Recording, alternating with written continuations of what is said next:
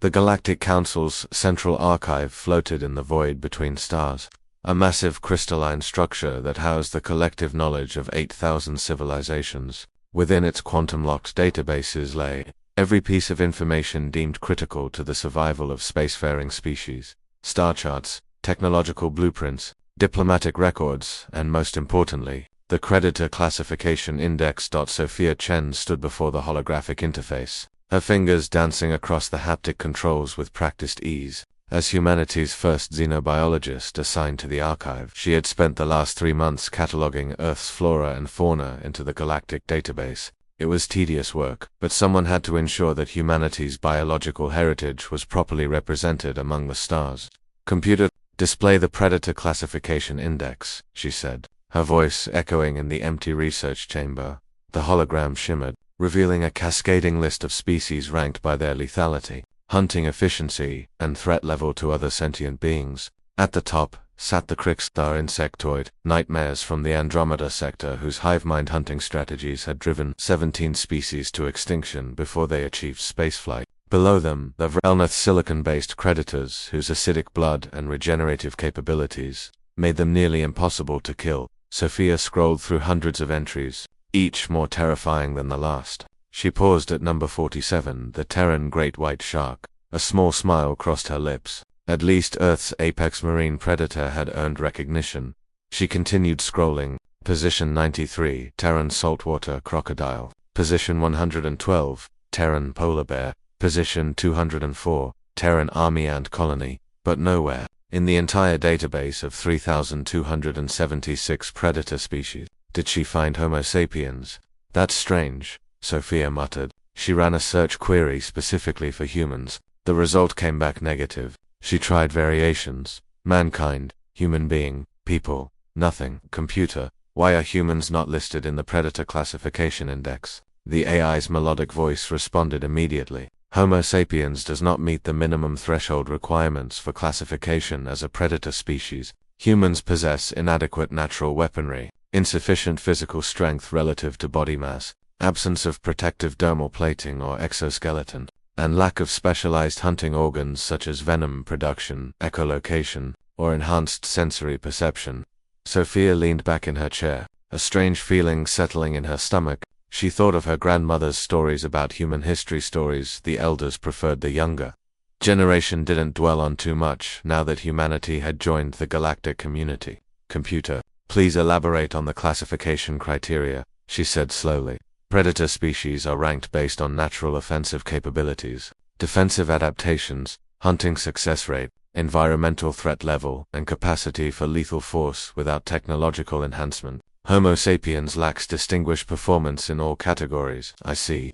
Sophia's fingers drummed against the console. "Computer, display human historical data, specifically warfare statistics from the year 1900 CE to 2100 CE. That information is classified under anthropological records, not predator classification. Do you wish to proceed?" "Yes." The hologram shifted, and numbers began to appear. Big numbers. Sophia watched the AI compile data to world wars, countless regional conflicts, the resource wars of the 2040s. The casualties mounted into the hundreds of millions. "Computer, how many humans were killed by other humans in the 20th century alone?" "Approximately 108 million human deaths were directly caused by human conflict during that period." "And how does that compare to the Crixstar's extinction events before they achieved spaceflight?" There was a pause unusual for an AI. The Crixstar eliminated 17 species, totaling approximately 43 million sentient beings over a span of 12,000 years.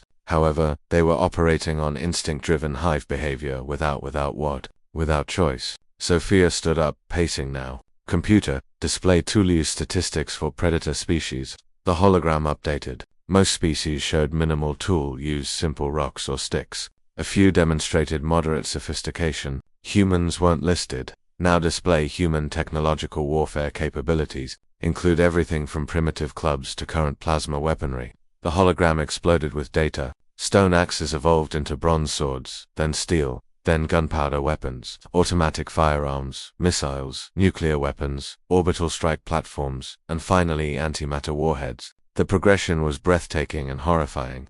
"Computer," Sophia said quietly, Humans don't have claws, so we invented knives. We don't have armor plating, so we invented shields, then body armor, then energy shields. We couldn't run fast enough, so we domesticated horses, then built cars, then spacecraft. We're not venomous, so we created chemical weapons, biological weapons, radioactive weapons. Are you seeing the pattern? Affirmative. However, the Predator Classification Index specifically excludes technological adaptation. The criteria focus on natural biological capabilities. Sophia laughed a sharp, bitter sound. That's the point, isn't it? Every species on that list is dangerous because of what they are. Humans are dangerous because of what we choose to become. We're not born predators. We're born problem solvers. And apparently, we're very, very good at solving the problem of how do I kill that thing. She pulled up another file, one that Jacob Martinez, her colleague in the diplomatic corps, had shared with her last week. It detailed humanity's military structure,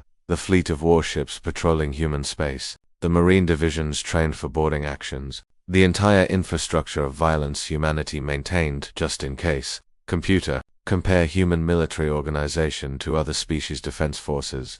The data made her point instantly. Most species maintain small security forces sufficient for police actions. Humanity had standing armies that dwarfed anything else in the council, not per capita, but in absolute numbers and technological sophistication. We're not on the list, Sophia whispered, because we're something worse. The other predators hunt because they must. We hunt because we can. We turned hunting into science, into art, into industry. Every prey animal on Earth that we decided to catch, we caught. Every predator we decided to eliminate, we eliminated. We didn't do it with fangs or claws, we did it with planning, cooperation, and relentless persistence.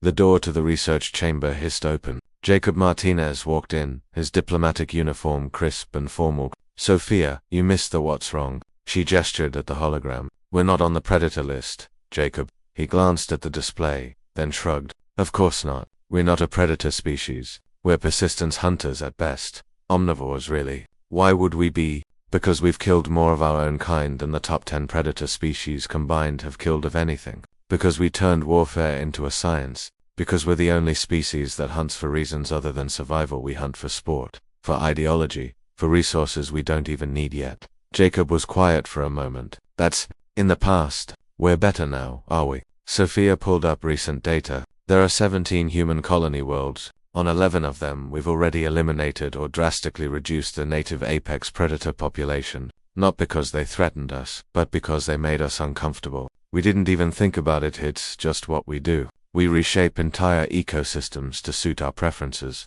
Every species modifies its environment, Jacob protested weakly. Not like us. The Galactic Council has rules about ecosystem interference, and we've requested exceptions 14 times in 3 years. Everyone else, twice total, in 30 years. She turned to face him fully. I'm not saying we're evil, Jacob. I'm saying we're not recognized because we're categorically different. The other predators are dangerous because of biology. We're dangerous because of something else, something the database doesn't have a category for. We're apex problem solvers who spent 300,000 years learning that violence is a very effective solution to a wide range of problems. Jacob ran a hand through his hair. So what do you want to do? Request that humans be added to the predator list. Can you imagine the diplomatic fallout? No, Sophia said softly. I think I want to make sure that we remember what we are. The galaxy looks at humans and sees these weird, squishy bipeds without any natural weapons. They think we're harmless, that we're safe. And maybe that's good, maybe that's the best camouflage we could ask for. She closed the hologram with a gesture. But we need to remember that we're the species that looked at every challenge, every obstacle, every threat, and asked, how do I kill it? And then we found an answer, every single time. Jacob was silent as they walked toward the exit. Finally, he said, you know what's really terrifying? What, we're not even trying anymore. Can you imagine what we'd be like if we actually felt threatened? Sophia thought about the warships, the weapons, the entire infrastructure of violence humanity maintained in a galaxy that hadn't seen a major war in 6 centuries. She thought about how quickly humans had adapted to every alien environment they'd encountered, how efficiently they'd solved every problem the galaxy had presented. Let's hope, she said quietly, that the galaxy never finds out.